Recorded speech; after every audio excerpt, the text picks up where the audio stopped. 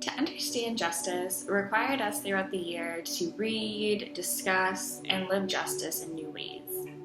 Being in BSBM meant that in addition to our full days of service, we also had a lot of readings about injustices and engaged in the community events to learn about the injustices in the city of Baltimore, urban communities in general, and to really understand the roots of racism and the modern day impacts that injustices have on the education system, the medical system, and the social service system. So all the systems that we really interacted with in service.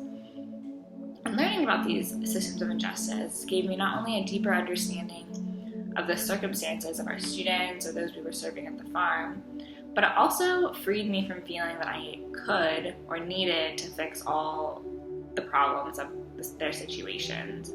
Right? I learned that I couldn't and I cannot still fix urban injustices in a single day or in 1 year of service, or that I could break the cycle of poverty or the racism that girls at Sisters Academy expressed experiencing in their lived home lives or outside of school. And I really learned that that wasn't the purpose of our service work, right? To live a life of justice is to be a neighbor to those that are experiencing injustices and to be a source of compassion and light in a very dark world, right, that we all live in. So for me, that meant asking the girls how their day was or what they did last weekend, or helping them study for their upcoming math test, or doing the Zumba club online, right?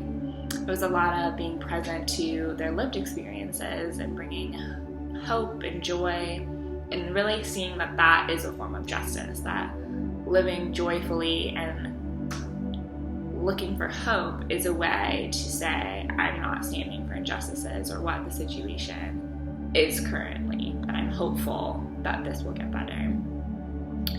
And really, I think this idea of justice also came in learning how to listen, right, and being present to their lives. So for every activity we led or lesson that we taught at Sisters Academy, it really came from listening to the desires of the students, the teachers, and their families. So our day-to-day actions weren't driven by what we wanted, but were rather an invitation to engage and be welcomed into these community spaces and to be able to reflect on the privilege and the opportunity that that came with, right? The privilege to learn and the privilege to be a part of the community.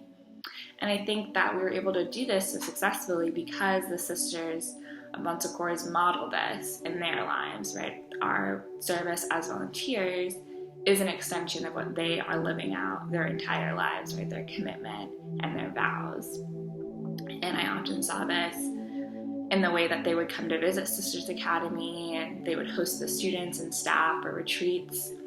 A lot of the sisters would come to graduation, not out of a sense of like obligation or duty to help these students, but really because they actually cared a lot about the students and they cared about being present and hearing about them. They loved to know their stories and to share in their joy and the successes of the students and really build relationships with them. That was what brought them joy, and to be able to share that was really important. They also modeled this in the way that they live in the community of Southwest Baltimore.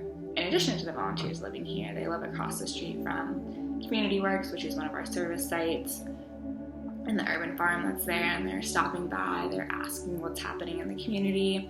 They're actively working on developing new housing projects, so this block might look good. They've heard from neighbors maybe there should be, this vacant building needs to be addressed and things like that. So they're really actively in the community and involved in the events and activities.